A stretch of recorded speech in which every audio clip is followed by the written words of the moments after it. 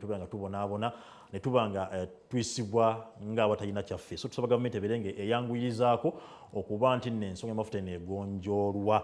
Tuberenga naffe nga tweyagalira musefu. So kubanga ngenda kuba okusookerera ngenda kuba nga nkwanjulira omusajja omukugu Nakinku eyavumbula eddagala eriwonyeza nno ddala mwana wattu nga nkiddemu. Ngenda kwanjulira omusajja Nakinku eyavumbula eddagala eriwonyeza ddala endwadde zigenda okuba nti nkumenyera, era nga ne bawonyezzaako webali bangi nnyo bavudde ne bawa obujulizi. Ensi yonna ekulumuka egenda ewuwe okuba nti no ejjanjaba. Kati mbadde nsaba tokyusa ddala, tokwata ku TV yo obeere ng'ofuna mulegano gengenda okuba nti kutuusaako. Omukugu navo ono oba omukenkufu ono ye Dr. Kayonza owa Kayonza Herbal Research Clinic. Omusajja ono ng'ajjanja endwadde zino wammanga ne ziwonera ddala. So sigamba nti ageesawisa wabula era ne ziwonera ddala. Wadde nga ulcers, wadde nga pressure, wadde nga sukaali, wadde nga kansa owa buli kika. Kansa yenna owa buli kika. Ow'abasajja, ow'abakyala mu mabeere, ow'omukama, ow'abakansa yenna owa buli kika mujjanjaba naye ng'awonedda. Fibroids nazikolako, ania, asthma byonna asobola okuba nti akujjanja. Bagamba sukaali tawona, pressure tawona, kansa tawona, ulcers teziwona. Dr. Kayonza omusajja yavumbula eddagala eyinza endwadde zino obeera ng'owonera ddala nga n'abamu ku bennyini abajjanjabiddwako ne bawona nabo weebali nga n'omukunavu Tamale emirundi mwennyini agenda kubaatuwa obujulizi kuba y'omu ku balwadde be abajjanjaba n'abeera nti yawonera ddala. So osobola okuba nti ofuna omukulu ono abeerawo asangibwa ali Mairo ku Mityana Road Mairo 11 akaalo akayitibwa ebuloba akasero, era nga osobola okuba nti omukubira ku nnamba ey'essimu eri 0701 877 116. Enamba kanjiddemu eri 0 7 8 7 6. Dr. Kayonza osobola okuba nti omufuna n'aba nga akujjanjaba wadde bw'oba obukusumbuwa n'oba ng'oteera bulungi era ng'owonera ddala. Kale tosobola omukisa guno okuba nti odduka omusajja oyo gy'ali okuba nti akujjanjaba era obeere ng'osobola okuba nti oddamu okuba ng'osambira mabega nga jjanzi wadde bw'obadde nga bikusumbuwa ulcers, pressure, cancer, asthma, byonna asobola okuba nti sukaali byonna ajja kuba nti akukolako obeere nga otererera ddala. Weewaawo nga sigenda kuba nti mbalwisa ngenda kuba nti ntandika emboozi nabagambye ey'okuba nti nno waliwo ensonga ebadde etambula emitala awo ku kyalo ekitibwa Buteza Bubwajjwe mu Ggombolo oba mu muluka gw'e Mawale mu district ey'Eruweero. Waliwo ensonga ebadde etambula ng'edde ng'ejejo by'abantu nga abantu abo bafunye obuzibu bw'amaanyi nnyo. Abasentebe b'ebitundu ebyo okuli ebyalo okuli Mawale, okuli Buteza, okuli Lukaaka, okuli Bugozi, okuli Kagembe wamu ne Kawumu. Kawumu nno wali era ekyennaku ate nga ge mazima. Akawumu waliyo omutuuze omukulu aliyo ye President Uganda Yoweri Kaguta Museveni kubanga alinayo faamu ye namba. Naye bwe kibanga abakola ebikolwa bino abanyazi b'ettaka bali nga bali mukola ebintu bino mu kitundu kyennyini President mwalina obutuuze, kale weewuunya n'ogamba nti ensi yattu eragawa. Era ngenda kuba nti nkoola abantu bano wammanga abavunanyizibwa okuba nti balondoola enkola za gavumenti n'okuba nti bayamba ku bantu okuba nti bafuna services ennungamu. RDC ofisi yo ebangazi olinamu ba DC, olinamu ba PIS, olinamu baki mukwe ku ground mbere nga muyambako kuba nti mukwata ku bantu bano bakiwaji beefudde bakiwaji oba nti bajojo by'abantu okubatwalako ebyabwe ne baba nga baliisa kakanja. Bannayuganda bangi bavuddeyo era nga tubadde mu mbeera okuba nti twagenda mu kalulu emu ku nsonga ezaanenyezebwa gavumenti etulamula eya NRM okuba nti ekibbattaka kifuuse kibbattaka ate nga abantu abasinga abakola ebikolwa bino beerimbika era nga abekeka emabega w'okuba nti bava mu State House. Tubirabe bingi nnyo ngobedde story nnyingi nnyo zibadde zitamu nalaga kwano ku story ebadde yakasaawe kafaayo mutungo era nga olaba nti embeera yagirimu abo bagamba bava mu State House. Story nyingi zituze nga tulaga nga abantu abasinga bagamba nti awo abanene awo waggulu otukana okuba nti beerimbika ne betuuma amannya nze ndi mutabani wa gundi, mutabani wa Jeno gundi, ndi mutabani wa minisita gundi, simanya ndi mukozi wa gundi. Naye munaye ogenda okuba nti otambula okwetolola ensonga nga mu butuufu abantu abo beerimbika bwembisi. Naye tugamba nti tunenya abakulembeze batutwala ne tugamba nti abantu abakola ebintu ebyo nga mu butuufu ensi ebalaba era nga mu butuufu bakimanyi bulungi tebabikola naye nga tebalina kye basobola kuba nti bakolawo. Kale waliwo omwami ayitibwa Walusimbi Ronald, omwami oyo omukadde, omusajja mukulu mu myaka gye 80 eyo, yali muvubuka we, era n'asalawo kuba nti abeere Kampala n'akola akasimbi ke asobole okuba nti naye mwennyini agamba nti ye nga nange omuntu kankola akasimbi kange naye we nkakola nsobole okuba nti mbaako ne wentuula wengenda okuba nti ntuula. N'afuna akasimbi ke era n'abeera nga yayogeraganya ne mukadde we n'amugamba nti tofaayo eno nja kuba nkufunira akabanja oba awantu wonna osobola okuba nti nno ogula osobola okuba nti okola ebintu ebyenjawulo ng'okwegekawo oluba n'okukola ebirala bingi. Omukulu oyo Walusimbi Ronald waliwo endagaano era njagala producer nga balage endagaano eyakolebwa wakati w'omukyala, endagaano ngikutteko ono mu mikono yange nange ngiina. Endagaano eyo yakolebwa wakati w'omukyala Lovinsa Namusoke, wakati w'omukyala Lovinsa Namusoke wamu n'omukyala Kevina Nalongo Kevin. Endagaano gy'ola ku screen yo, endagaano eyo eyali yakugula kibanja. Omukulu gwe njogeddeko Walusimbi Ronald nga yatuma yawa ensimbi maama we Nalongo Kevina abeere nga amugulira poloti. Poloti ebiseera zaali ennaku z'omwezi 3 omwezi ogw'12 Desemba omwaka 87, era ng'omukulu yasasula ensimbi eziwera ddala nusu kakaaga. Gwe owulire olera kakaaga oseka n'ogamba nti naye nga ebiseera kakaaga kaali ssente zaali z'amaanyi nnyo. Omukulu n'asasula ate ensimbi n'abeera nga yagula ku kyalo Bubajjwe, wegambye Bubajjwe Buteza, n'agula poloti ye bulungi nnyo naye ng'ayitidde mu maama we, era poloti eyo n'ebeerawo ebbanga lyonna. Poloti eyo ng'eri ku estate y'omugenzi Nsibambi. Estate y'omugenzi Nsibambi kwe yagula ettaka eryo. Twagenze ku kitundu naye akaseera kayitawo, omukulu ono Walusimbi azadde abaana, akoze n'ebirala bingi, agamba funa obutava agamba nti era kuba nti ntunda ettaka ekibanja ekyo mbeeko n'ebinkola. Tuma mutabani we Masimbi asobole okuba nti nno afuna Masimbi Adwin afuna omuntu asobola okuba nti agule ekibanja ekyo babeeko n'ebirala byebakola ng'abantu. Sikulwisa eyo munnange omukulu Masimbi atandika okuba nti asuula enkesi okufuna naye agenda omuwa ensimbi mu kitundu ekyo ekya kitaawe. Kwagwira ku mukulu ayitibwa Masembe Hamidu. Nja kusaba producer wange abeere nga abalaga ku kifaananyi ky'omukulu oyo. Omukulu ogola ku screen yo ye Masembe Hamidu, era ng'omwami oyo yakolagana ne mukulu Masimbi mutabani wa Walusimbi abeere nga amuguza ekibanja nga bakkaanya okuba nti agenda mu milioni 22 mu kibanja ekyo. Kigenda okuba nti nkolagako mu maaso awo milioni 22, naye nga ennaku z'omwezi zaali ennaku z'omwezi 14 omwezi ogw'ekkumi omwaka gwa 2020. Omukulu Masimbi, mutabani Masimbi ono n'omukulu golaba oyo ayina ensimbi era nga wagamba nti ye musajja wa nsimbi, omukulu Hamidu, nga bakkanya okuba nti nno bakola endagaano gyengenda okuba nti nsaba producer abeere ng'akomera eri eyabadde ya peeni amuwaako obukadde 3.5 asiba ku ttaka kuba ku poloti eyo. Endagaano gy'olaba eyo, endagaano y'okutunda ekibanja ng'amuwaako obukadde 3.5 era ng'amugamba nti agenda kubayita ensimu weeks nga 2 abeere ng'amalayo sente ze balance w'obukadde 22. Munnange embeera etambula balance alina okuba obukadde 14.5.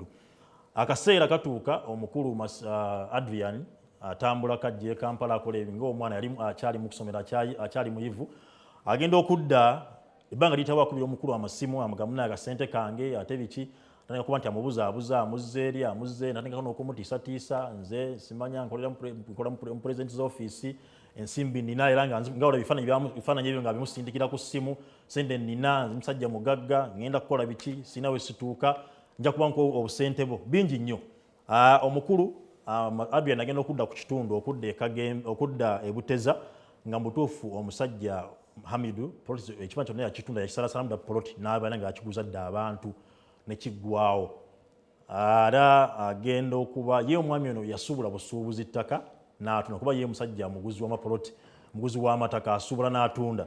Agenda okutuukawo ono omwami nga mutuufu ettaka oli ye yalisuubuza dda n'aba nga yalimalawo dda era sente zaamukolera dda.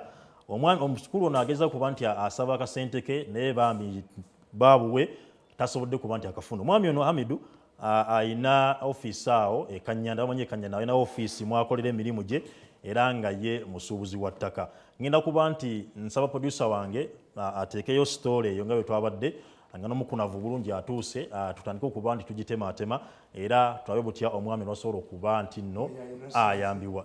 Omwami oyo alina ssente nga bw'omulaba, ssente zimuyitaba era ye agamba akola mu president's office talina bwatasobola kutuuka wonna wonna asobola okuba nti alagawo era ensimbi zo zimuyitaba uncle money naye alemedde okuba asasula balance ate munnaye nange ati bwenneewunya kati katusabe nga sub producer asaba tuweka gundi story eyo omukunavu togirebe bulungi naye Uganda obeere nga tugebyayi bulungi then tube nga tugenda mu maaso okuba nti tulaba omukuno wagenda okuba nti ayambye producer ampa story eyo tulabe.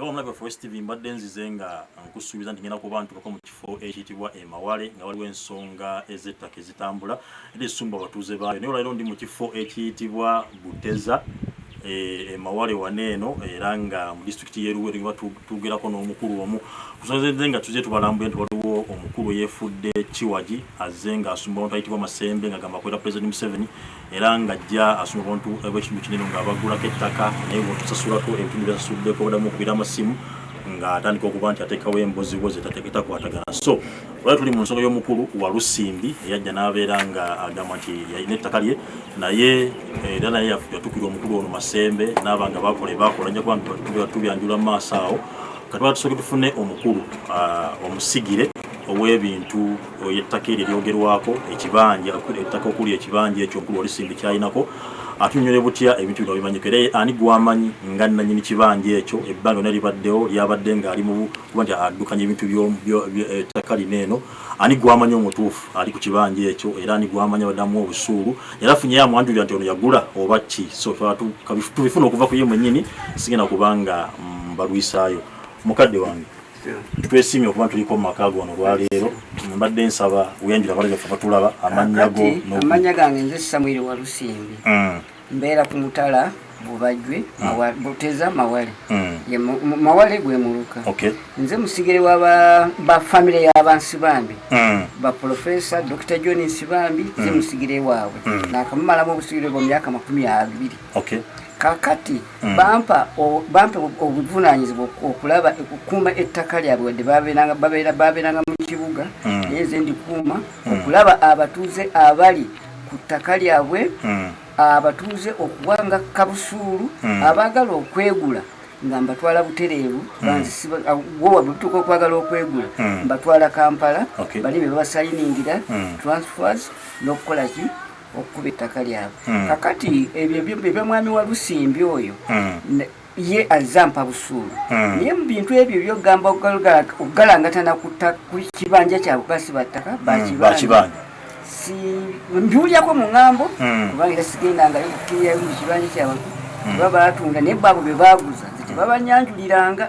Gwe mukumanya koko omukadde wange ani gw'omanyinga ali ku kibanja kiseera kino manyi wa Lusimbi kubanga ye wa Lusimbi tajjanga mu maka gange kunyanjulira nti awantu wano natundawo era bano be bantu era nabo oba nga yatundawo nabo tebatwala buvunaanyizibwa kujja kutuukirira nti wali nannyini ettaka yaani ne banumba nti wano mu maka gange nti we twaguze ku gundi kuti wabanga we anumba kujja wano kunneyanjulira nze ndi musigire mufunze gwe kati gwomanyi nti ali ku ttaka eryo gwomanyi ali ku kibanja akyali wa Lusimbi kujja wa Lusimbi ng'aleesi abantu abo be yaguza n'abakwanjulira nabo banye bagamba bali badde bafuna obuvunaanyizibwa obugamba katugende eri obwannannyini ttaka tumulabe naye tebakikola era ku ndagaano zaabwe siinaako mukono. kati tuyenze tuyanjize mukadde waffe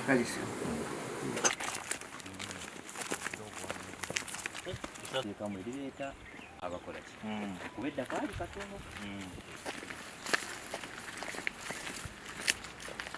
omuzeeyi yasalirako mwanyina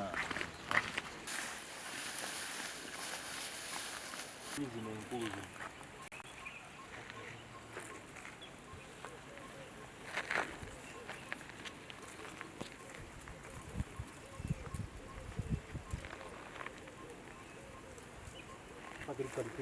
Wow, wano wenyini banyimiridde kyepoloti oba kyekibanja ekiriko embiranye wakati wa famire y'omukulu wa Lusimbi wamu n'omukulu Masembe. Ayogerwako agamba nti ye akolera president Yoweri Kaguta Museveni era yamutuma okuba nti akola byakola. Omukulu ono era tugenda kutufuna mutabani wa Lusimbi kubanga yali mu nsonga zino kuba nti kitawe yamuwa oyinza okuba nti atunda ekifo kino babeko ne bakola ebyabwe. So njala tuvire kuzana tunyonyole mudala biki byali bitya ye mwennyini tayina kukobane na mukulu wa Lusimbi kubanga tumanya avuka bena kuzino ayinza okubanga yalina kukobane ne mukulu wa Lusimbi bagala okundi babuza kitawe batwale kibanja kye kata tubulire ye yani ajja tokuba nti bamuwiza okuba nti atunda ekifo kineno era byakomawa. Sebo amonja byanjira bali baffe amanyago then tuwe n'ensonga zino ez'ekifo kino ziri zitya. Amanya gange nze Masimbi mutabani wa mwami wa Lusimbi. Ku nsonga z'ekifo kino tata yangamba ekifo kino tukijjewo tufunemu ssente tusobole okugenda okukola ebirala nga twali tubi plannings obikola. Nenjija nsinkana Masembe kuba alina ne woofiisi ekanyanda kuba yasooka kunsindikira ebifaananyi kolo nga noonya abaguzi nasindika ebifaananyi nga ndaga nti ssente akola ki alina era nange mu kusikirizibwa nenga nti onagenda tuwa ssente muki mu bwangu nange era ne muleeta tukola wendagano yali ya mitwalo gundi milioni 3.5 nga akisibyeko ekifo neme kiguza ki muntu mulala yenna era nange nenzikiriza okusinziira ku bifaananyi yandaganga nti akola mu State House center zirina nati ngendo okukyusa okugira okudda mu kibuga okukomawo nga bangamba nti ekifo bakola ki bakisala ngendo okutukira nga kitufu ekifo bakola ki bakitunda we namanya ku nsonga zino ngenda kwero setu twale yebuteza ngendo okutuukayo nga chairman tabimanyi nembuuza nti endagaano oba tabimanyi wazikolerawa ne bangamba nti yazikolera mu mawale so nga ffe ebbanga lyonna ne busutwa tumusobola kwero si yebuteza kale tugenda tuuka emawale nga kituufu yatundira mawale nentuuka ku kifo kino nga yakatundako poloti zaali mukaaga ekiseera ekyo nga wasigaddewo poloti 2 nembaga nti mudda mu kutunda tutambuze ensonga eno Masembe asooka asasula balansi wange ngenda okudda ng'ekifo yakimalawo nenzirayo wero si omuwandiisi oyo mzee Asumanyi yangamba kimu nti oba olina obuyinza agenda ojjeko abantu abaliko nange kwekudduka okwekubira enduulu abantu bonna abantu abali baguza kifo kineno ku bantu bali baguza ku kifo kineno ku kitundu kineno walolabyeko batukiddeko omuntu wali omuntu yenna tukiddeko nti wano yagulawo ololabyeko omuntu yenna gwe bali baguzizza twatwala gololabyeko sina gwe nalinda byeko ne walo gwe bampa enamba ye yesimu ne mukubirako nankakasa nti yamuguzaako poloti 2 bwobukyanga otegeera nsonga eno wawa otambuddeko mbw abuyinza kiba otuuse okuba nti nofuna obuyambi era oyambiddwa otya natuuka ku werosi wano eyebuteza etutwala werosi wano we yakubira omwami oyo essimu n'akola programu naye okujja batereza ensonga yagaana era werosi wano nampandiikira ebbaluwa nansindika ku werosi 2 kati yansindika ku werosi 2 ne werosi 2 nagezaako okumuyita ebbanga lino lyonna kati nagenda okulaba nga ensonga zino tezitambula ate nga ntuukiriza ekyemmansobodde kwe kufuna programu ena ate gwe ensonga okuba tujeze tuli lwaki ojja gye tuli kuba watunda tewatunda nsitunda nko ku mwami oli simukolera nga ndagaano mulaga nti natunda mukuba nti wano sente ze yakuwaako mwali muganye sente mmeka twali twegeraganya milioni 22 nakuwako mmeka yampako milioni 3.5 kakitegeeza obanja sente mmeka milioni 18 kimaze ebbanga ki omwaka gumu n'emyezi katugenda myezi 4 takuwanga kati gwe kyosinga oyagala ki balance wo oyagala kibanja kyo anti inze wabanga mpadde balance wange kati okudda mu kuyumba ne beyaguza wabanga tasobola kumpa balance wange ekifo kyange bakikuddize okay kwe kukabaako kwe kulajjanako nze njagala balance wange waba tasobola kumpa balance wange ekifo kyange bakinzirize kuba yakola dda ekifo sente zakola dda naye ate nze anyigiriza nkanga nga wakolera mu State House nga wesinza kubako kye mukola biki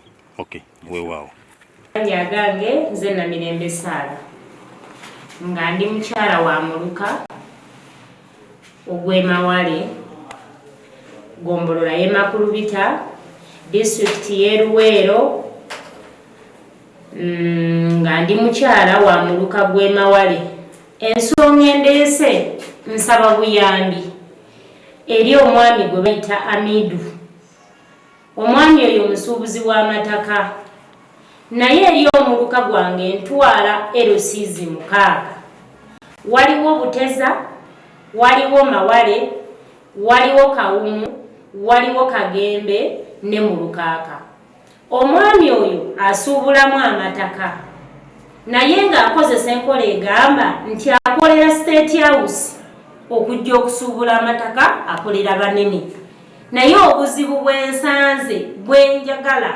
banange munnyambeko omwami oyo asuubula amataka naye tasasula bantu kubamalayo bw'amaliriza okugula amataka gawayo obusente obutini n'amala n'agatunda ate n'atasasula beyawaako esente entono nsaba munnyambe omwami oyo twamuyita kwerosi wanu n'agaana okujja ne basindika amabaluwa kwerosi tu omwami oyo yagaana okujja yanyoomoola okumala ebbanga ddene nentuukako mu ofiisi ye eri Kanyanda omuluka gwe Kanyanda ne baŋŋamba nti wano waatuula era waakolera omukulembeze w'emawale atwala omuluka gw'emawale sebo mukama wange pulezidenti Museveni nkusaba n'obwetoowaze obungi n'obukakamu obungi bw'abanga omwami Amidu n'eddoboozi ery'obukulembeze lyennyimiriddemu okusaba mpeereza gavumenti bantu naye abantu bange balaajana naye nkukubira omulanga sebo pulezidenti w'eggwanga olina siteeti wano ekawumu wennyini we yagula ettaka mukama wange nze ntwalawo yenze Nantebe wattu nkusaba amannya yenze Namirembe Sala nkukubira omulanga jangu otaase abantu bange bw'abanga mwami Amidu gw'omutuma agule ebyobusuubuzi mu muluka gw'emawale agaane okusasula abantu taata kati Nantebe nze nkukabirira omulanga guno jangu tumalirize ensonga zino kuba eggwanga ligenda kwonooneka ng'ate bagamba bakolera ggwe ate ggwe mukama wange bw'obanga mukama wange nga tunoonya akalulu ka pulezidenti Museveni ne kafa ne wavaayo agamba nti ye gw'omutuma n'atasasula bantu okulembera eggwanga effu mmalawo emyaka emitono nkusaba vaayo omusajja ono bw'oba gw'omutuma asasula abantu erinnya lya State House lirongooke kwasaganya ensonga z'ebibanja n'ettaka ab'ebibanja n'amataka baatasasula kumalayo ŋŋenda kukozesa obuyinza mbaddiza ebibanja byabwe kuba muyise n'agaana okujja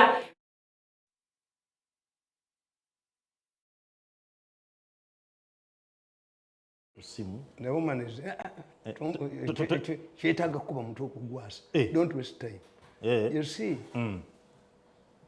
tuyina kye tuyita dignity any person nebwetubatusoma makampuni a company strives to maintain a goodwill yes true abaganda baliyita linnya and image once an institution loses its image when I was in the State House I told these people we must deal with the people who masquerade as State House workers mercilessly in order to protect the image of State House. Why do they use the State House in Gababa? We have a State House. Nti time etuuka waliwo abaana be Makerere bamugamba muzeeyi byotugambye biteeke mu buwandiike n'agiggala was correct. Okay. Kitegeeza gwe teweesigika. When somebody tells you leeta omuntu nkuwole sente kitegeeza teweesigika. Kiba kivudde mu ki? Either people are using your name lwaki takozesa bagagga ba mu kyalo lwaki tagaa nti nzibira nti nkolera gundi Bobi Wine. He wants to undermine Museveni and should be dealt with mercilessly. Irrespective of biri ebirala. Tuzanyira ku linnya lyange nti Mirundi yaŋŋambye kuba omutwe yimbwa omutwe ne bwe nkusanga ku poliisi. Kituufu kuba kati ayonona linnya lya abantu bajja kutuuka ekiseera nabeera mu State House nze nga ntambula ne ssente zange. Okay. When you go to up country hotels and you introduce yourself as a person from State House baga tujjudde baba badda. Tebachagala abantu bava mu State House. Don't even mention nti nva mu State House. Wokyogerako bagambye yes. Okay. The State House students be basasulira. Some headmasters are reluctant. But what about a bank? bayinza okuwa promissory note.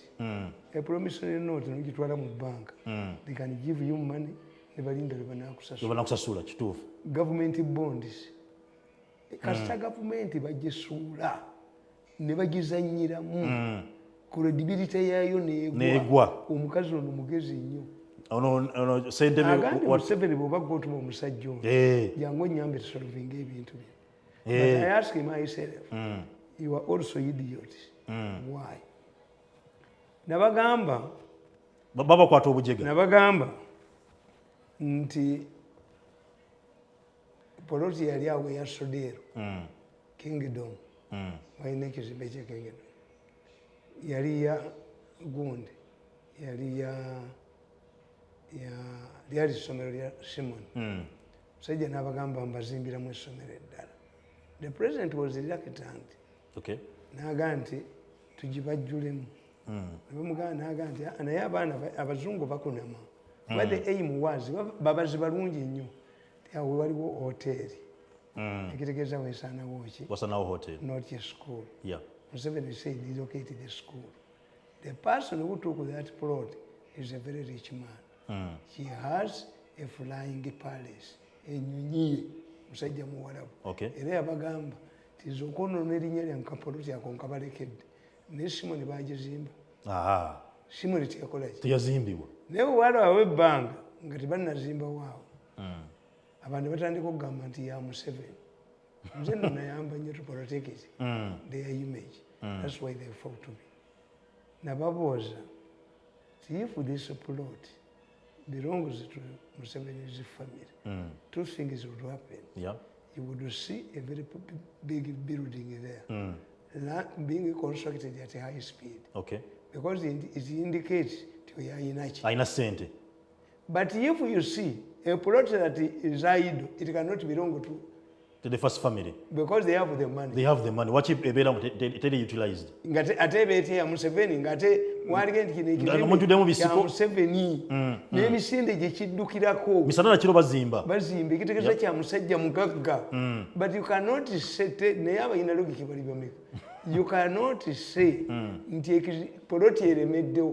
What was the purpose of the first family grabbing the land if it belonged to them? Kati abo bababbira nti a person from State House would be in a position to pay because you have the money. Mukube mukinoonyi. Yes. Office yali awo kanyanda wa police yekola ki? Bara disi bali ludda wa. Police ekola ki? Ala disi akola ki? But diso bani bonna bali ludda wa. Reported they usually excited in Nakalema. This is what exposes you. President yasabye sente okuwa ba advisor moto kakola bo bayaba muyamba chibituka bino bwashiti bakola ku nsonga zino. No, it is a tag, it is a political tag. Seven mugezi. What if mbabuza bulijjo tiye family akyambadde sempija and second had crossed to Nubu singa sibabaka ba parliament. Singa babaka singa bali mu parliament. Why were they defeated? To Kiringi to Museveni. And ye nali that had become unpopular in Uganda. Omukyala agambye tunoonya akalulu ka president. Ekyo kirungi nnyo Museveni akalulu ne kafa. Omukyala wagambye tunoonya akalulu ne kafa lwa bintu nga binene. Ekyo kirunza gutwe ate si kya Museveni. Ekyo ky'opposition. Naye nga kiri waffe gwe ng'oli waffe singa twakumalawo dda. Wantu wakalagala. Mzee Tamale abantu bano bakole bati. Tukifundiriza. Ekyokubiri. What you people fail to understand. And these are villagers. Yes. Such a things cannot happen in Ankole. Such a things cannot happen in northern Uganda. Why? Why?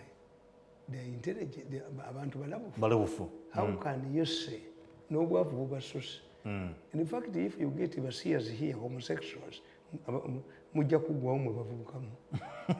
How can somebody tell me? Nti ettaka lyatunda kuguzizza miliyoni 2.3 kitundu. Endagaano bakola endagaano ga 14 nga 20 balance. 14 ze mulemye kusetula would be a check. Ubungo nakote kayino kasongo dweka tingulu nanka. No ubungo tuyina. How can surrender? How can I surrender my chibanja to somebody who has given me only 3.5? Kati 3.5 tasukwatanga.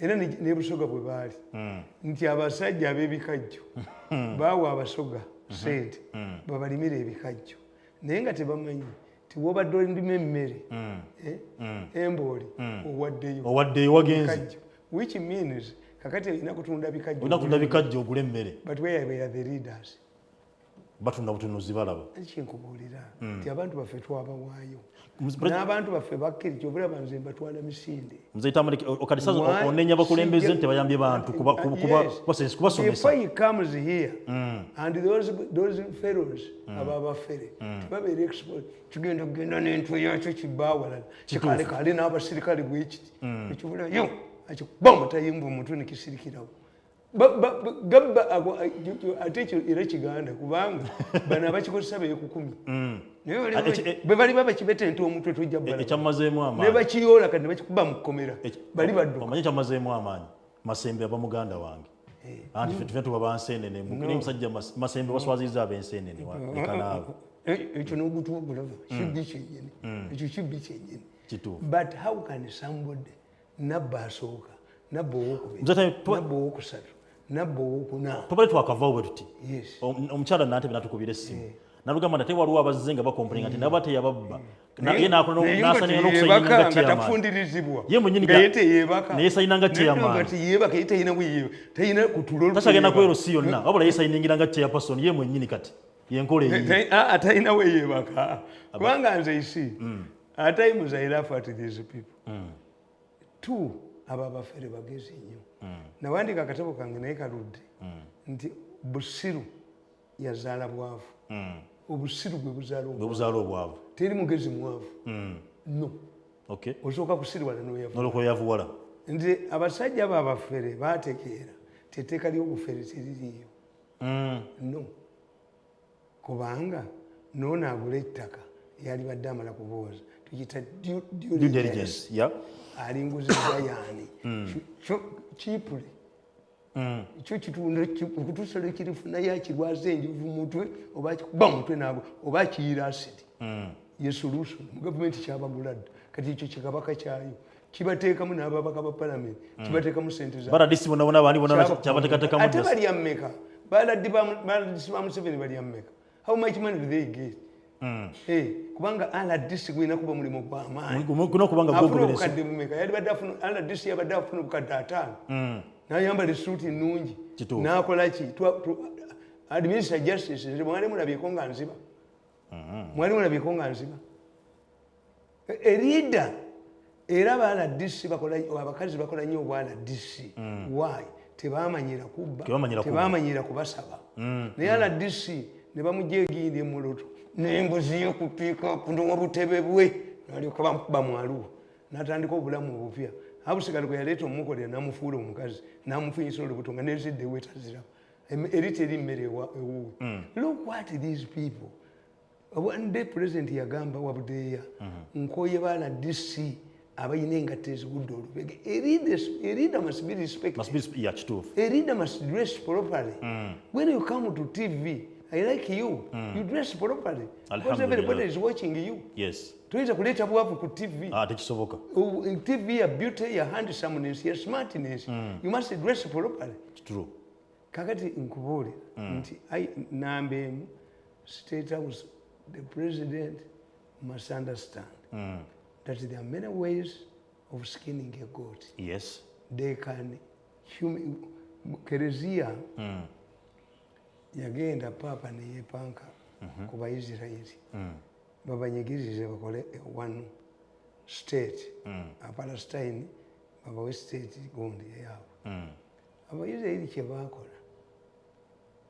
ba-exposinga Kereziya abafaza bakwata obwana bogera myaka gyata bakwata obwana papa yatuko gamba abakatuliki muyimirire mu Kereziya zammwe abasaserdoti mwetondera nga daisiti zigwawo kulubya nakwata sente mbukidde milita dola 2 zava mu America baba katuliki faza yawasa nemuga bawasaba nyoko yabazaala omanyi nti waliyo bakatoliki nafayo ne defending obukatuliki bakulubya nembukidde nembaneziti bagwa nembanesebwa obukatuliki ne babuvaako ne balumba abalokole kati buli mulokole yena buli mulokole yena buli mulokole bavudde ku bijingo bagenze kuona ku bakyasidi bagenze kuwani kakati bulokole babumalawo obuggwawo obulokole buggwawo naye ng'oli akutte sente, and I suspect there is a person with a church who wants to start a church.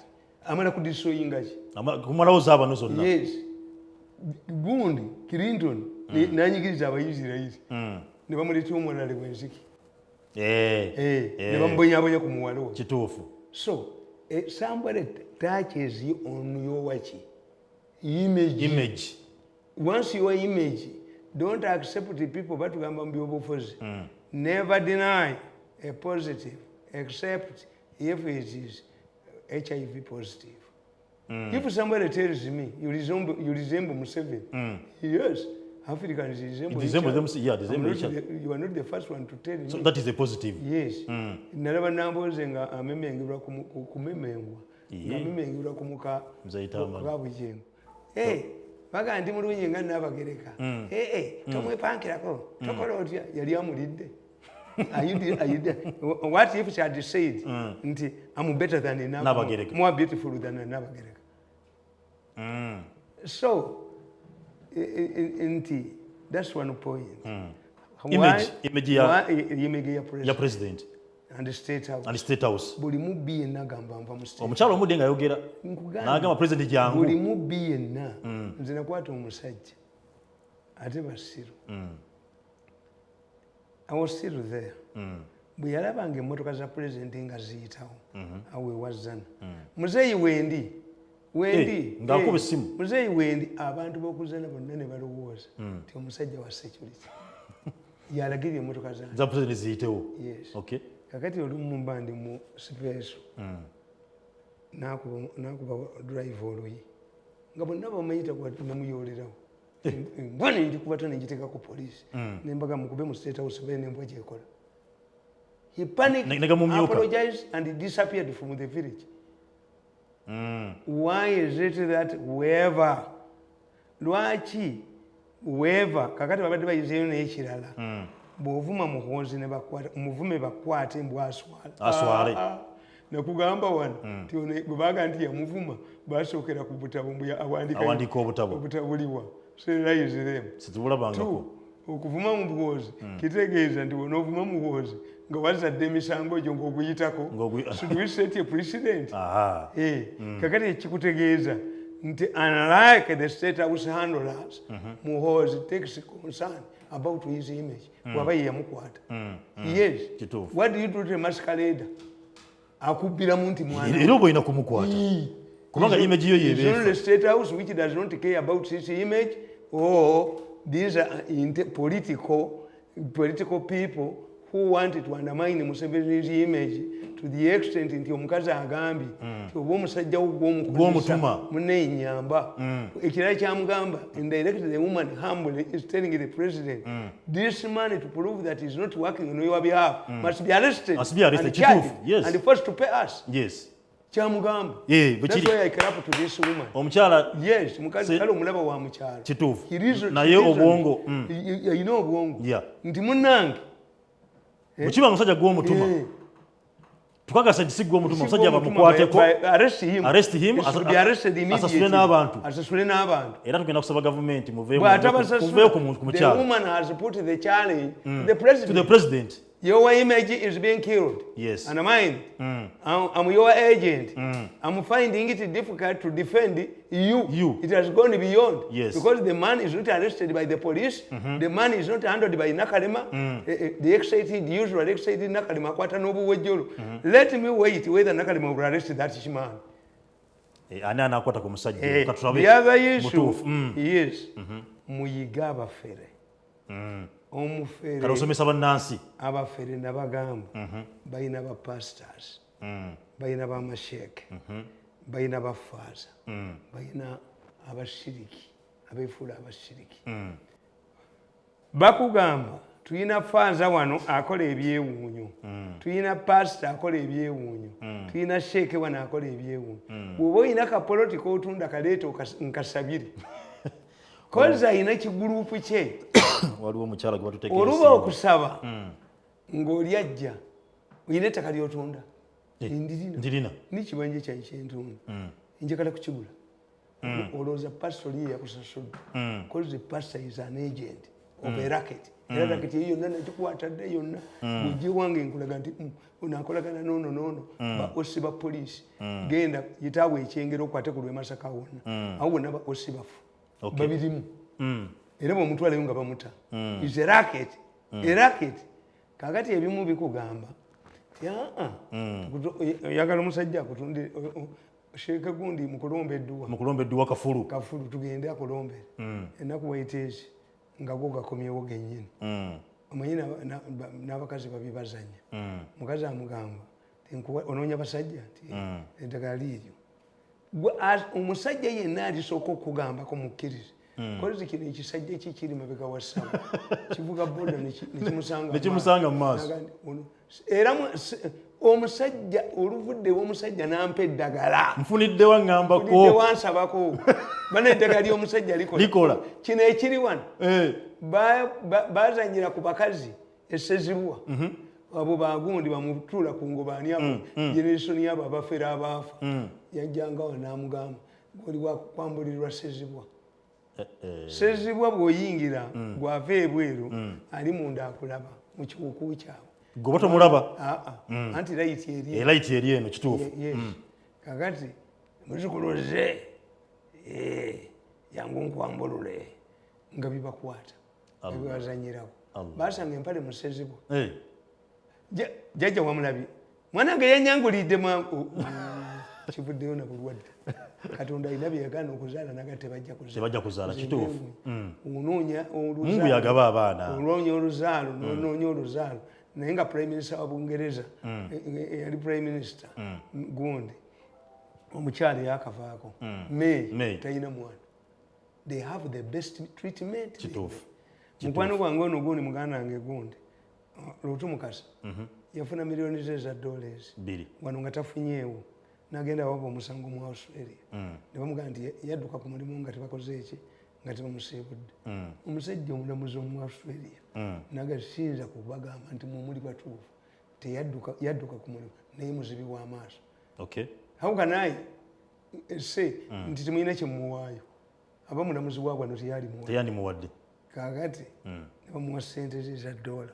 He came here, organized a meeting nti alaga ya London amaaso bagalongoosa.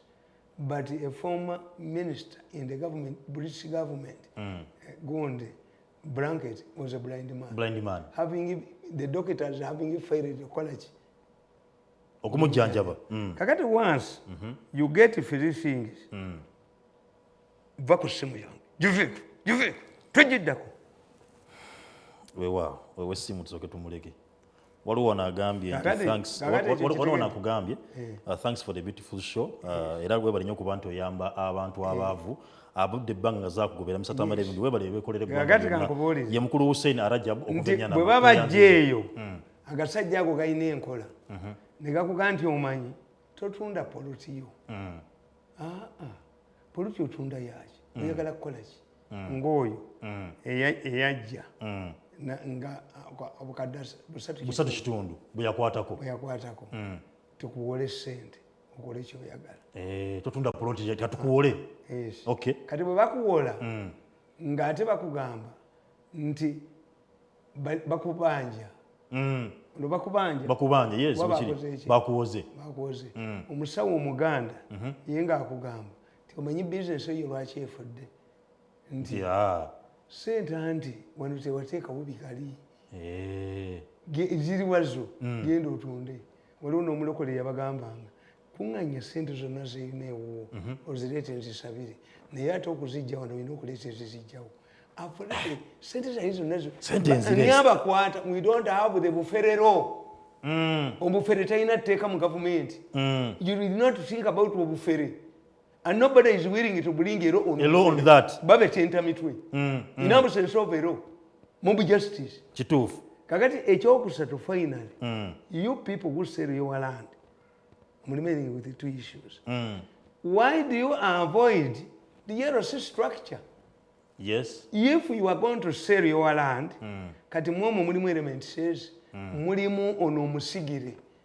Omusigire yakuuma ettaka ku lw'abalala bwe kiri ti omuganda yabeeranga n'ettaka lye ewaffe eraakayi naye nga bwe Kampala ng'ayinamu omusigire we ajja mu mwaka omulundi ogwo n'asolooza busuulu bwe bwa siringi 8 mu bantu 400 abali ku ttaka yatwala ssente mmeka emitwalo 32 emitwalo 32 gyali mingi kituufu zali ng'azisulako baasi naki ate batamutta nazo omutabani wange mutuma najja ekaliisa okubanja era akaye nina ettaka n'asula ew'omusigire kituufu eriwo fe waliyo omusigire nga muyita n'akamu ekyamutumisa n'akamu yabanga abanja obusuulu n'akamu munaziina toyogera nsonga andi baganda bwe yawiringi tuppe why omuganda yakubuuzanga ti sisasula gundi.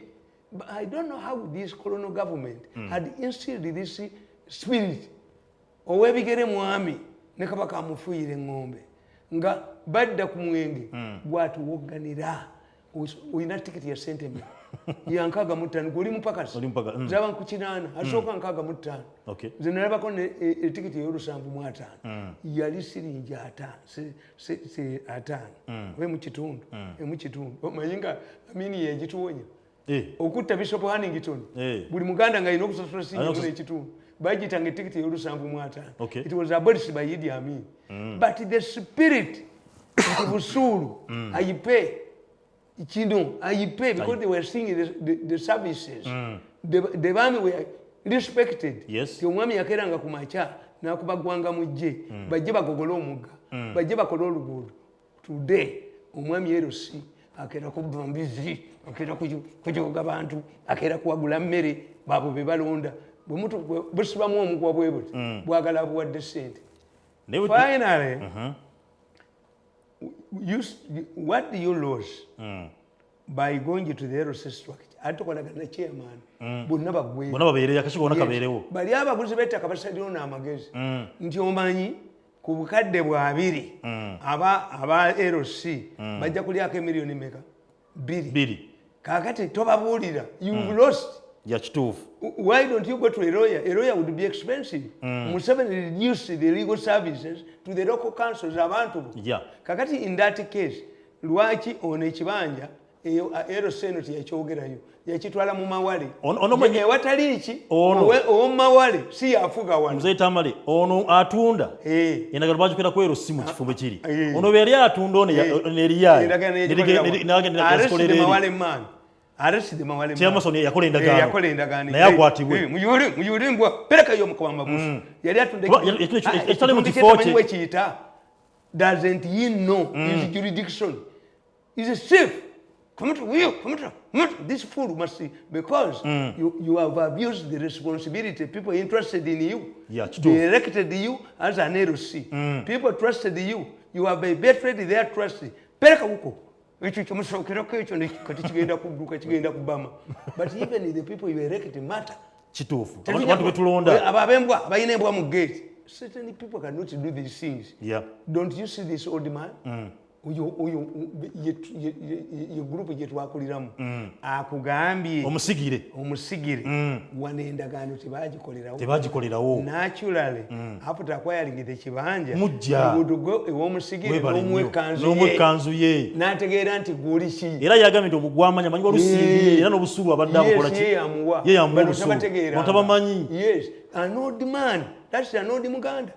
That's a byasomo ebyetako bo ewaffe nze kankubuuli baakuba ababbi 7 nga galinga ebyo ne bagattirawo ne bagayira n'amazzi agookya ewaffe waliyo gundi ewaffe ekalagala waliwo gundi etambiro kyovula sibba natya kakati omusajja omu mutabani we yali w'amagye naga nti gundi nkulabye mwe mututte omwana wange muganda we kakobe wano w'amagye musajja mukulu naye bamuyita bamutirawo emirambo 8 nagira that's why nze newunya n'okwebunya nti ekyo kisobola okutigomya abantu abantu bona bayambibwe batya. The last one which I said earlier that the president is talking about the land law.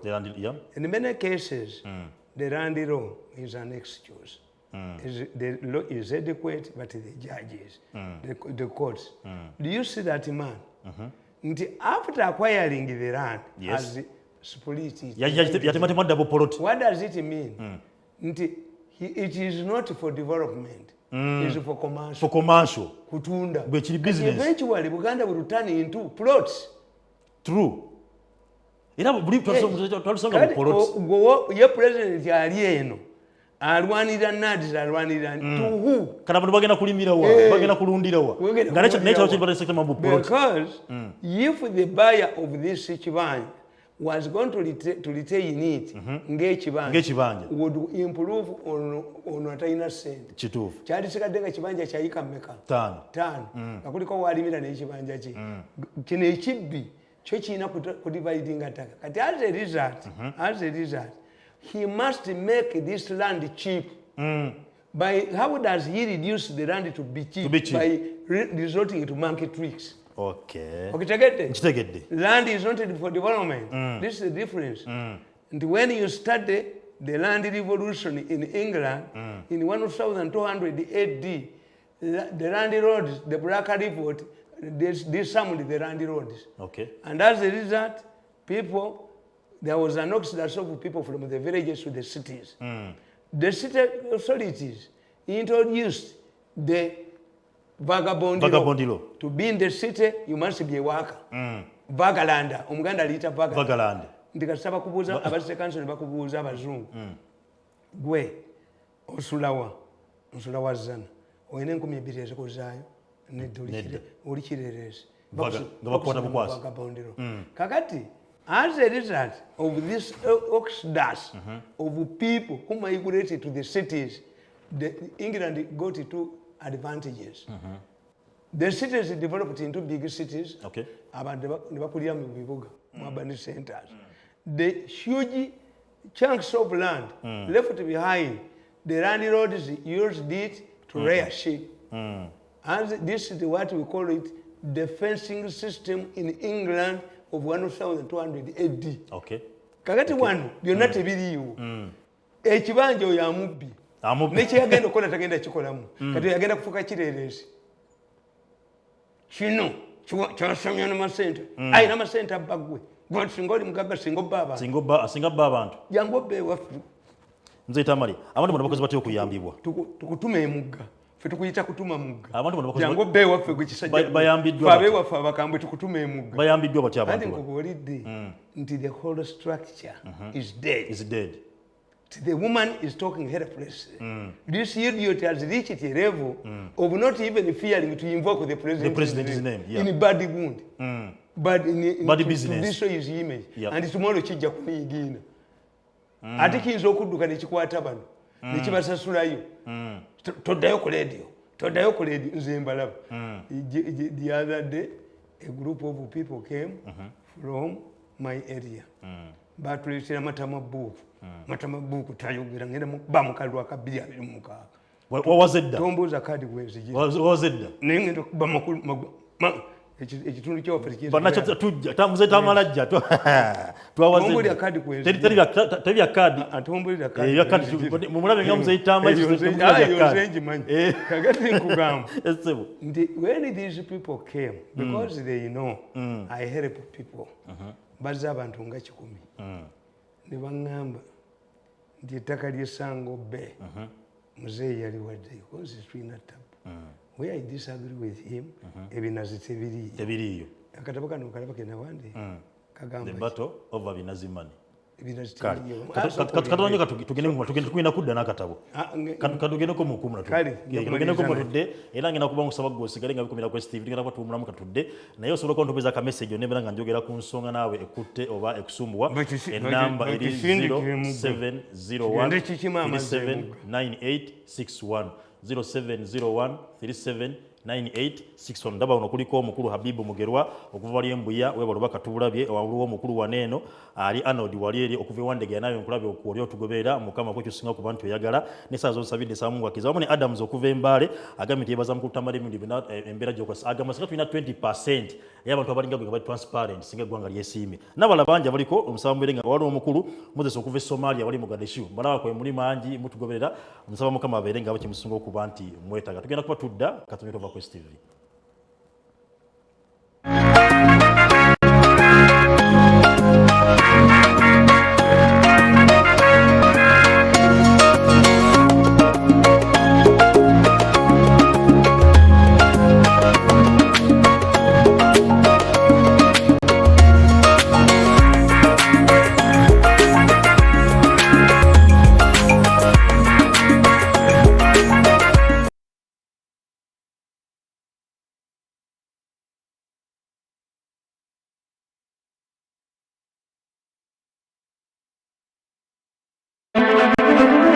STV, select for fun.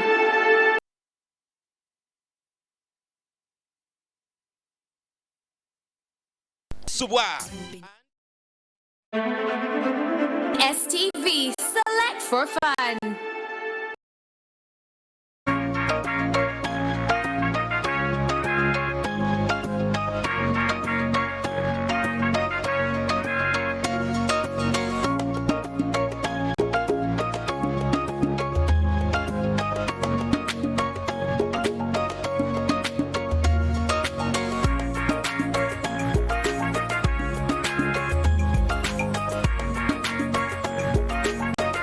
Wewa nkula musaka chekide Quest TV yagala okuba nti nno oyagala okuba nti onyirira omutwe n'okuba nti otemagana ekirevunga weni muzeyita muri agambe nti nyirira jobero saluni makindi awo okuba nti ekolako bulungi ne mukyala wange mwebaza okuba nti nno omukyala Fatima atese ogenda ko mu blender mu blender zibite wali nyiridde nnyo muno busati nandi badde nzira butonga busati obulungi tumanyi bwe buli okay musati amalungi naye let me summarize okay nti abasajja abo bavudde ewaffe about 100 ate mwe kyemutamanyi mu Uganda temuli mu tribalism. Are you sure? It's not there. Nabagamba no woman aba westerner nabo babona contrary to what people believe. I hear also them. Okay. Kati aba basinga obungi balunzi banti naye bano bantu mwebaze bwe bakwata ebbaluwa ya Museveni egabase gundi Sangobe ne balaba ettaka eririwo sajja bamwetaka Mwesimbu nalyo n'alibaliramu kati bwe bazize n'enkyogerako balabika babahandolinze babatiisizza tebakomyewo yes they watch us kati yayita okutigomya oyo omukazi n'adduka oba ne baga nti omukazi oyo abadde mubbi akakiiko ne bamuyita eno nga byenkya tibyenkya ababuuza ekintu kimu give me the namuli you paid these billions and the land and her land title bannamuganza ne bayoola balika bamuyoola bannamuganza banna gundi ono ono yali mu poliisi ne bamuganga engapo mwesimira bunnya omukazi omulema najja mu gundi n'omulamuzi n'atuula blocking simanyi not the what came first. Yes. This woman to us, is it wrong in Museveni's government to talk about corruption? No. You would accuse this woman to Ariana ye. Twino genda nga tubafukamira neto tujja kufukamira eggwanga lyaffe mumuliye muliro ate bannamwe mulaba babikola ekakati namuganza bwe bamukutteeko naye agenda akoleza omuliro eri ogwani kubanga how do you make yourself relevant to muzeeyi genda okoleza omuliro eri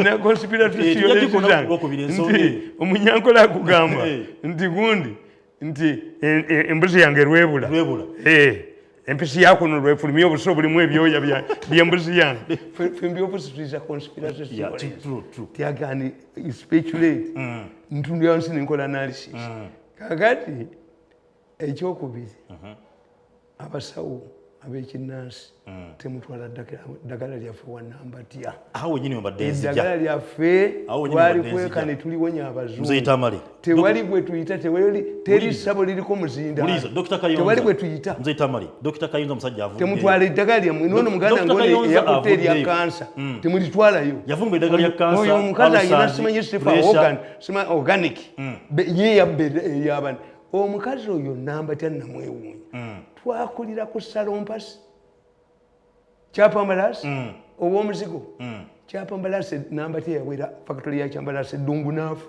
nanyiniryo mbwaleete credentials nambatya bakuzaalawa bw'ataakulirako ku kyapambalasi nambatya bakuzaalawa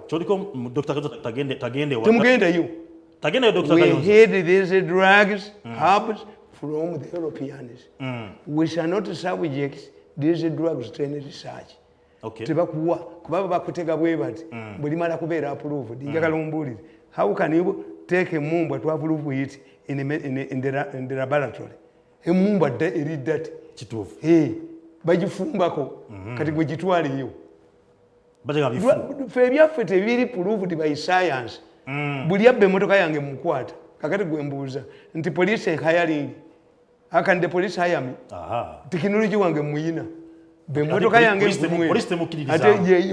anti nesagala gikolera nsagala gikolera nze naddagala yange likwata babbi jjajjange yali alina nga we basibye embuzi ne bagibbawo awandulawo ddusu embuzi tetambula kakati this is inherit it ndikuleetere ndireete mu bazungu ntya abaganda baganda lubaala akubirwako empaka wano bwajjawo bulaza anatoli neyefuula omusawo omuganda yagamba abasamize tinjagala mpa bwe bafaaza 10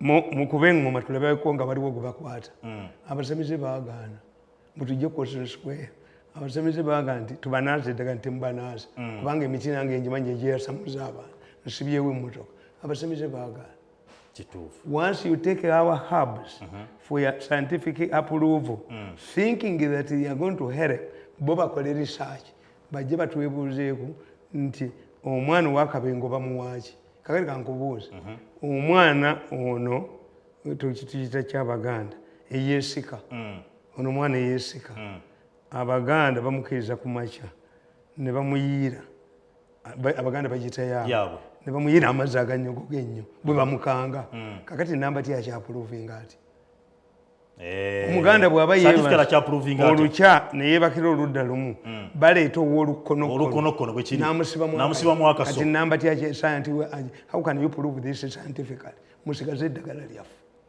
the moment you take your drugs your herbs to namba tya you are dead this is what has kept Africa for a long time tebiri provable if you look at ngundi gundi nabagamba nti singa mulaba embaga abagoma tebasiisa ngoma nga tembasasudde abagoma tebasiisa ngoma ng'omusajja emikolo gimulemi era omusajja akoma mu ddiiro mu kitaala n'azina to prove nti emikolo gikoze eki kakati when they fail omwenda ku nnya babanga tebalabaganyeeko tebamanyiganye n'oyo omukazi gwe mugamba nti walwazi is gundi aba atidde tekirabangako yes is nervous this one lwakiteriyo bazungu bali gundi for a player they have time mumubugutana kakati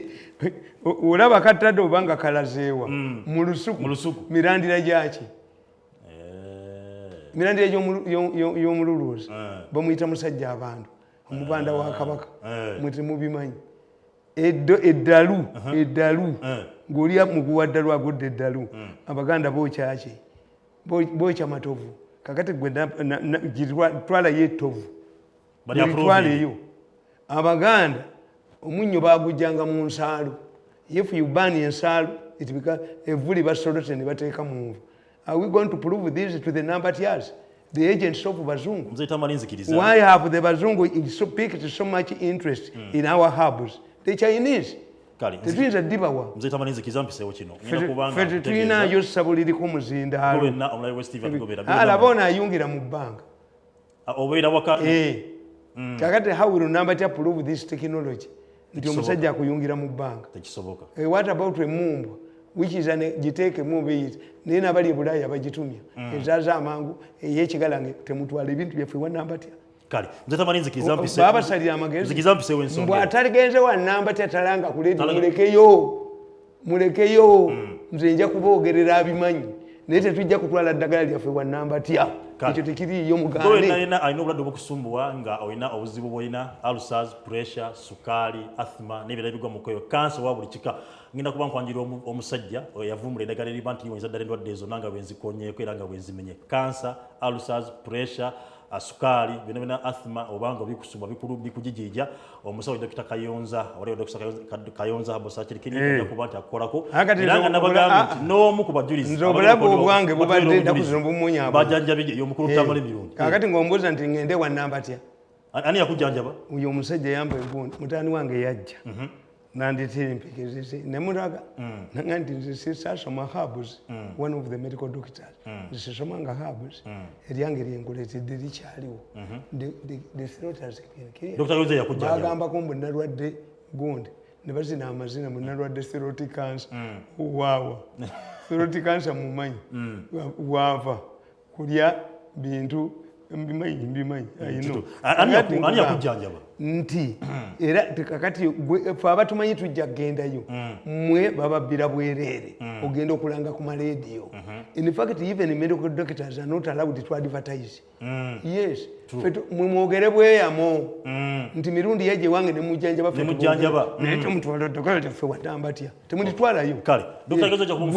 mukole porogulamu anti bano basala amagezi neyo sisimu eri mu bubbi radio zibazigaana to get to advertise a herb a drug omala kufuna baluwa muyusi ne bakubba omala genda mugundi musimanyi mu drug ani ne bakubbirayo amulekeyo nze ababa UCC bagenda ne bagamba folamu yo gireete tugiriyinga muligise mmwe mwennyini temusobola nakwogera bantu ne bagulira mufugenze okusaba enjaza omuzigo olabira ku baana bayo mmwe mwennyini ne folamu yammwe ku social media tiryagiraba how can you now monitor me I'm more powerful and popular than UCC apart from being the official number it is 0701 877 116 it is 0701 877 116 Dr. Kayonza agenda kuba kujjanjaba era bajja balumba mulinda aba UCC endwadde nga cancer bajja kubalumba Dr. Kayonza anti babuwadde sente niye musajja akoze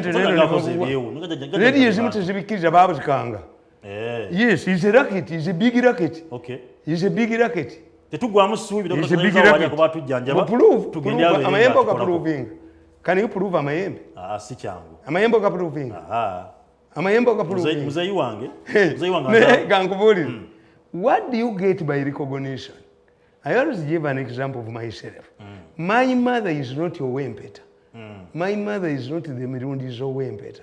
But she produced highly intelligent people. Of the two, the Wempeta and the non-Empeta woman, whom did God bless? Tell me. Abana bomukazi Wempeta mbamanyi. Yes. Kakati to get recognition from Nambatia is not important. Nambatia recognizing an ebitakola. Okay. Naye is a trick, a trap. Mutaike eddagala lyo. Kati oyo mwana president gwe yagambye. Abantu bagendayo n'abajjanjaba. Bagenda mugantirire bagenda muzeeyi is fake. Olaba Nakalema ne Kabusenga bagamba mbu gundi kitaka yawadde ente za Museveni kala and water ne zifa.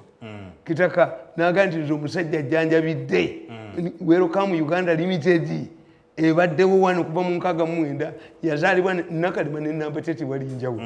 Nambatya nowera gundi kyapambalasi Nambatya gwokulirawo. Where did we grow up? Who didn't know? Twalina kyapambalasi ne Salompas bye byatukuza. Vicks bye byatukuza. Nambatya tabimanyi. Where did you grow up? Such a people are not needed. Abo muzeeyi abatwali mu bino ebyabo. But a herbalist must be different. Herbalist yali badde ono gundi Dr. Sally. Okay. You Professor Sally. Yes. Eno ne ba patients aba president bajjanjabyeko. Kati omutwale mu Nambatya bamukuba ne bamujjawo. Yes. The two are contradictory. This is a trap. European trap to disown neke tubadde tusigazizaawo Nakuba kubenga nakakasigalawo ng'abazungu bagenze ne tukakweka nako namba tyakatujjeko. What do we get? Don't go there, don't be recognized. They should come to us and make a research. Omukulu yeddagala mumulikola mutya. They should be the one who's coming to us. Not we to go to number tier. Who has all the resources? N'atambula n'ebweru n'akolawo n'akwata eryamu n'alikola atya n'akola ki. Obanga omusampo y'akaweesa omusaayi gw'akaweesa bagutwala ewandige ya musampo ne bagubba. Sample z'akaweesa zabbiddwa as if it is kept at the reception and nobody is arrested like this man who is terrorized and to provoke Museveni, to humiliate Museveni. He's in Luwero. Ali mu Luwero gyatigomya. Uli anno kino. The Maka. Ulira kino nno muzee Tamale. The Maka openalem. Litigomya Luwero kwega Museveni limumalirewo ddala. Nabagenda Museveni there is a trick to destroy Museveni's legacy. Mzee Tamale okyali kwoyo. Waliwo nangambye Ntambi Gilson aliwo nene alisemuto mu kikonda. Agamba nabo benyini balina obuzibu. Balina omusajja abakigomya omubbi yali naye atakolagana ne ssentebe w'ekyalo.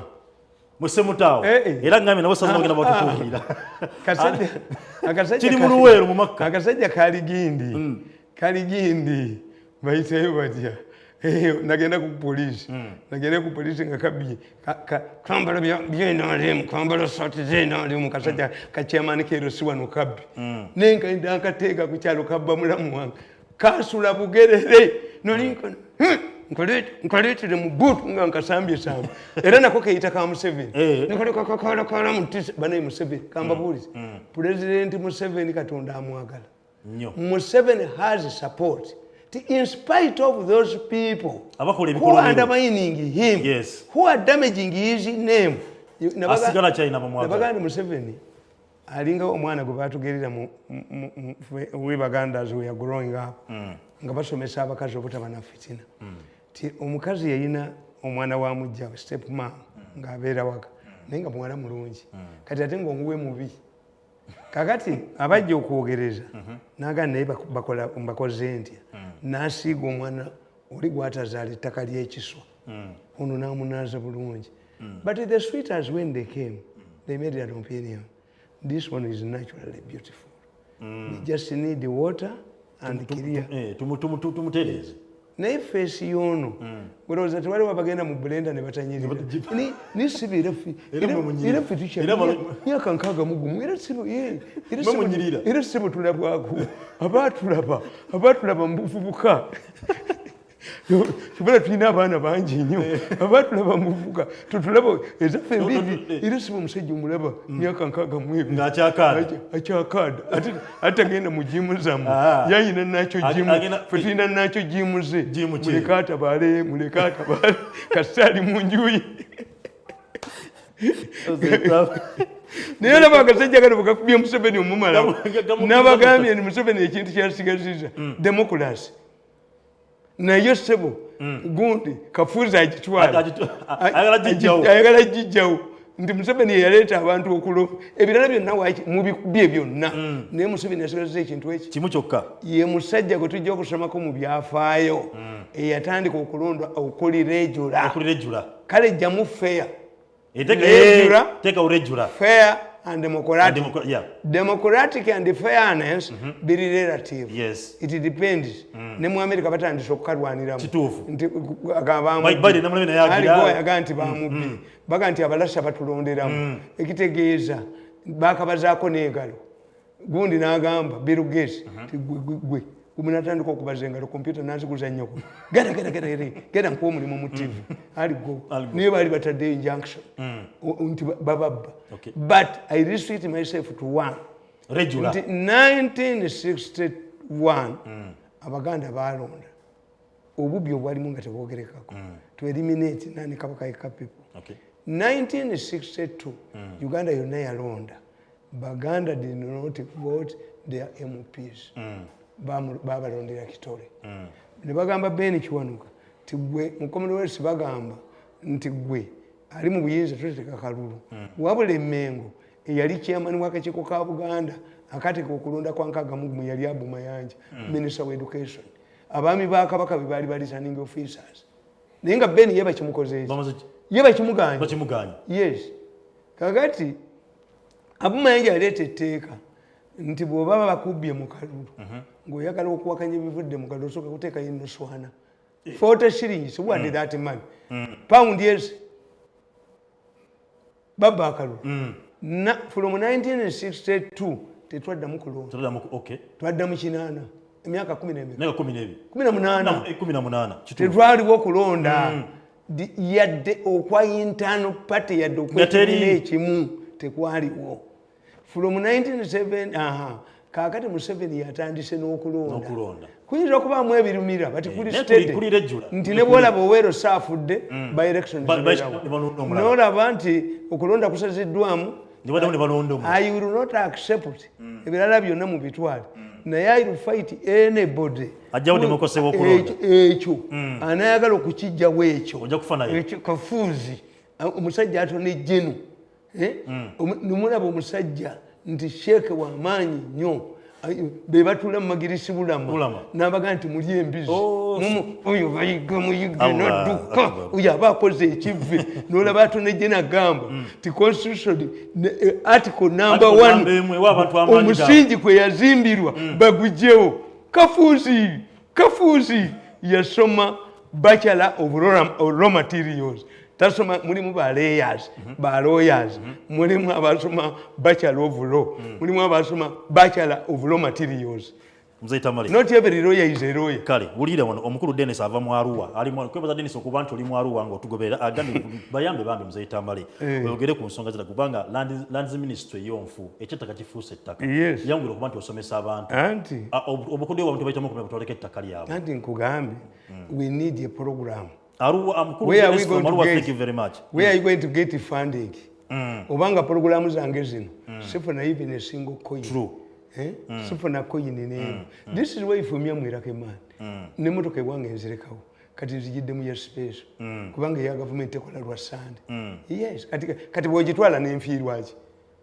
if you take it nti you are punishing me ti ojimya amafuta nga nezange nzipangisa kubanga bwe mbasi zipangisa zaba nagula batiyapia yes I tax myself niye yange bwe njipangisa ningamba tugenda kuzika kamunyeveeyo I pay the money like commercial at the commercial rate so that you can ensure tuwabeerawo endala mu future kakati ogenda kumwenyabwenyezaawo nga bana baali bagamba suffocating into poverty acute poverty ajje nabasasula basasuze tapu nenzikwata nenzitwala in fact let me finalize with this I'm telling you if the president is not aware the figures of COVID are alarming the deaths are alarming this morning kubanze mu taxi omumwendi mu transport abako funeral companies batandise okuwabula emmotoka I'm telling you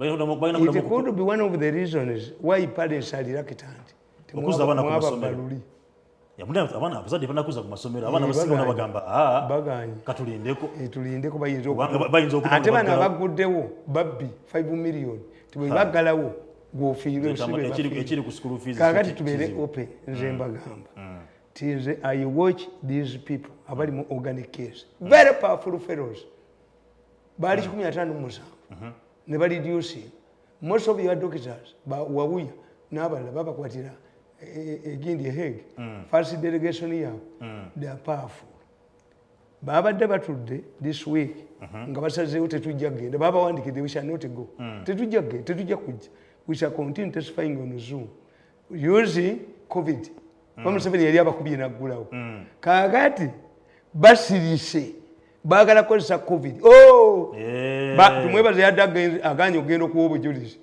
ne bamuteekako bute ya millions of dollars yadduse emisinde okugenda mu conference center weekend onagimazeeko ali ku Zoom baagaye tebagenda genda and they are men and very powerful they are going to use alarming figures ezaki COVID kakati banaye mutuyambe nze kana akantu kanyambi naye tugende batugeme era bino byonna bewalabanga tebakwatidde abantu ku road block nga be babikola story egende to the figure the COVID is alarming in Uganda because they are using COVID not to go to testify bategedde omusango gw'abasinze they rather be fugitives here and as a result we are going to get a lot of political upheavals they are going to blackmail Museveni. They want to install their leader because if they become fugitives in Uganda, they must control the state structure. True. Or they must have a government that will not surrender them to hate. Ekitegeeza political tremors mugenda zirawo. Nti zaasosewa kamuswaga. Bukedde ne kakuba kasooka laba kokayina abakago naye nze nkasabira kuwangaala tuli kakwatako nakola omuntu kwatako ku kizindu nekogera bakakozesa nze nkubuulire naye wakamuswaga nayo kyagize abaami bakabaka koki babakutte ebusoga kyabazinga tumuje ogwo omuliro guva abantu abo tukiyita simali naye ate nze mbasaasira Museveni yabapolotookinga entubbato omwaka yaguwezezza dde. But was it commemorated? Omwaka Museveni yagumaze bushiri ne walabyeko abantu tewali walabyeko abantu ono naye ate ebya Bobi Wine babiwandiika kituufu nti batulugunya abantu bakomezaawo it was commemorated in the monitor Museveni ekyo wabategeerera tewali yalowoozezaako ku secretariat di NRM Museveni victory nti guno omwaka one year in power. What have I achieved? Taina. We build the structures. Naye Bobi Wine. Kyafuluma. Ne bakulagane. N'emikolo ne gikolebwa. Andi bakulagana abantu abafu. Mu myaka egyo mu monitor byalimu. Byonna birungi byatambula. But ekya Museveni. Omukulu hiring. Omukulu na hale. Nze sinza kukola mu government erimu mujozi oyo. Anjogedde emyaka 8.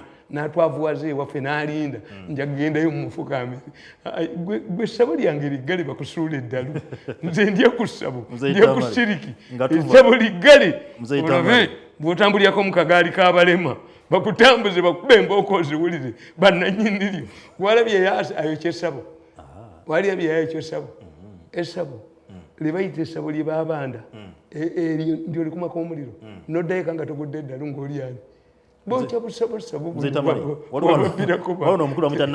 naye bayita ekiggwa nti okikumyeko omuliro nga gwana notagwa ddala olwomukulu bata nahale alizaya kuvano ali kiruddu mpuge mukono district agamba bakwagala nnyo bo abemukono era bakugoberera naye yebuuza nti government egenda kuba nti ekola ki abuuza government egenda kukola woki kuba mafia basengula abantu kumutaka nabaleetedde akatabo kange kati eno magazini yange eno ye magazini ekyasinza okuwangaala wano emaze emyaka 10 nabagambye ntya Human Organic Case Traps Muhoozi Succession Rivals bonna ekyuma kyabakwata abaana ba Sheikh Gundi abaana ba Sheikh Museveni abaali embizi tebayinza kusikira Sheikh kati wasigadde woku wasigadde waliwo omuyeka bano baali omugoyo fe mu Bible tulina Esawu ne Yakobo Esawu yali omugoyo n'alekera Yakobo ye yali obusika nabasabira ewaffe abasajja abalina buli kimu mutta mutya abantu mumalwali ne babajimba ate gwebweru tebali we bagudda bane family ya Museveni erina emikisa era Museveni mwati omunange bwe yagenda mu nsiko semugere n'agana okugenda mu nsiko n'agenda obote ne bamukubirayo talina kye yajjayo wayita emyaka egi nga Museveni yavuga loole nga semugere tani boy kati labono bwe badde bakuba enkya neggula abasekerera balima ekyuma kyabajimbye ababadde balwanira obusika ekyuma kyabajimbye naye mmwe abaana bawukulu ekibabisa esowaani y'omuceere ku mabuledi abaava mu bwavu obuwunya abalina buli kamu konna naye siriki ekola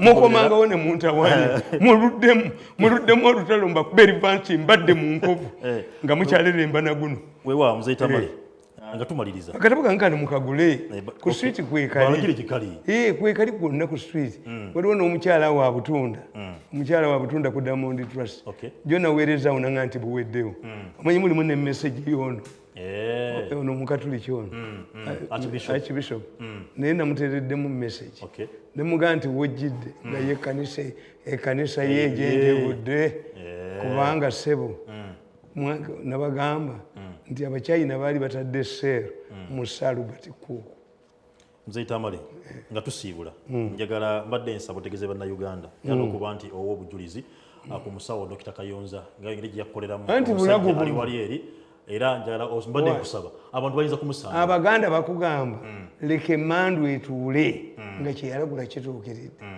a divine against respect if whatever he predicts comes to an end to pass nze nkugambye temutwala ddagala wa nambatya tufune ffe abatesimoninga ti omuvuka oli owa kansa bosi babadde bamulwanyisa okutuusa bagundi n'abalamuzi lwe bavuddeyo kati abikwata abitwala ewa nambatya they will tell the president tebikola alimba biri fake yes abantu beegoba bokkakamba buulire how long did it take did the government move in to ban ettaka lya Nanyonga as it attracted the people in large numbers. Yeah, true. As the people realized in Terikola, tebaddayo. Who chased? Abasa fetwagira mu kibuga. Ngaliwo abasala enviiri mu Kampala. Mwebali. Babira mu miti. Why? Babira mu miti nga basala. Yes. Hygienic conditions ngasaze enviiri mu muti abeera nabino ebintu emabega. Akagoye ke kamu ka bikono ka bikono. Nemba gamba ekyokubiri, we don't fight changes. Look, kalori zali mu maaso ga Bank of Uganda abazibirawo amaaso nga bayitirifu kalori nga ziri mu maaso ga UBC ne Crystal Towers kalori nga ziri mu Centenary Park. The moment kalori erya bivundu is a scavenger. The moment omusajja ono omugenzi owa Nabugabo kaseyole bisese mu Kampala, where is kalori nezidduka omusajja ono owa water gundi Mugisha kasayaleta pipe to water everywhere. Where is cholera? Did it stop raining? No, it is still raining. Yes. Cholera, temulia bifu, temulia binyongoga, temulia bichi. The moment people realized that okulwala is expensive, tolwana nabo. Okay. Tolwana nabo. Omwana ne bwaba yagala nnyo akagoye nga akagala nnyo kamuleke kamutipa nga tekakyamutuuka. This is what the bazungu do. Bazungu don't, it is only in Africa where you use force. Nabadde njogera n'oyo omukyala minister oyo Ntabazi y'omu ku bantu abaali mpadde nnyo respect. Why? Ntabazi bamugamba nti teyasoma kubanga ava mu Bwakabaka bw'e Bwamba ne muganda we yali mwannyene yali mu Makerere University ne bamugamba mbayina sex for marks nga tebamukutte tebakoze eki bamugobeyo kakati omukyalo we bamugamba nti teyasoma Museveni amuwadde obwa minisita abaali gundi aba IGG aba ono omukyala gwe baawubulya mu Lyagonja ne bamusaba miliyoni asatu ne tubakwata nimbakwata ku viti nga bamusaba miliyoni ne bagatozibawo baprovoking bakwata embaabi kakati baali unable. Is Igigi your name? No. The woman is now a minister. Fortunately for her, I don't know why. Bamwa Debi is a border. I'm going to write it. I already wrote a paper about how to handle issues. Border nachi. Okay. Don't wake up one morning and ultimatums. It must be a good process. Stop where they are coming from. Yeah. Mumanye in 5 years okay. But you cannot allow them to come no, and we must plan when we phase out to the borders how do we help these people abalimu nabaga nti sako za Museveni tezikola Uganda is a capitalistic by nature. Okay. Singa mwadira sente zo nemuseka mu bank ngaze waze yayina kyateekayo singa zikola ne sente za sako olutuuka ne bazigabana omusajja ali mu taxi ng'akola emitwalo gye 10 buli lunaku mu Butoda ne mubba Butoda ne mujijja wagende mu Saka asimbera yini tekisoboka asimbera yini sigenda kubanga nsuka ngenda kuba mberekereza akati ekyo kyagundi Kayonza Dr. Kayonza wali era nja tusibule naye wali ekanisa yabo ba gundi ba professor Nsibambi ono bakumira ettaka bakugambye ayo buloba okaseraawo era tuweza kumanyira 11 ku Mityana Road Dr. Kayonza ayina n'omwana we doctor I liked him. This doctor should specialize in kakati abantu bana basinga obungi bakuga wabeerawo ne doctor omuzungu. Yes, we need to be monitored to find out that these things are done in a hygienic environment and not poisonous. Okay. Nebo gambe nti empiso nadduli yekka ye mukugu yeddyange eddagala nali kuba mu empiso kakati omusajja nonga nti akadomola kaako ddagala ki eri abazungu lye bagabira mu kadomola kiyinza okuba nga content bw'oginywa mu bungi first of all water ekuyamba you get it twice. Two, herbs is food. True.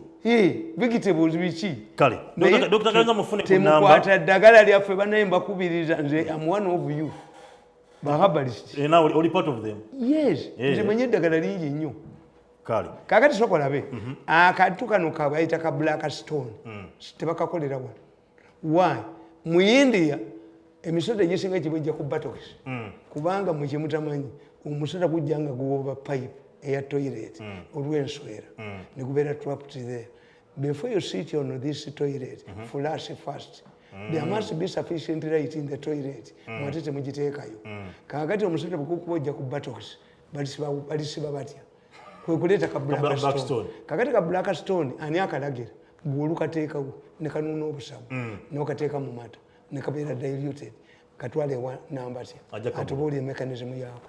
Enamba Dr. Kayonza kanjikuwe muli okusemba eri 0701 877 116 0701 877 116. Tati nkata gemanya programu Embuga ebera bwa Sunday esamana mpaka sawa 10 ojja kuba tutamu kubanka onkwana mzee Tamale ojja kubona ku lwa 10 program the sharp talk esawa ziba kuba 3 mpaka sawa 5.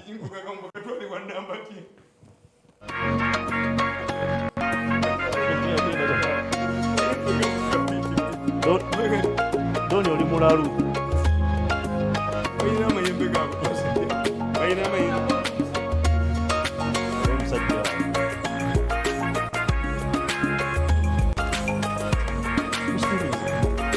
Muslims.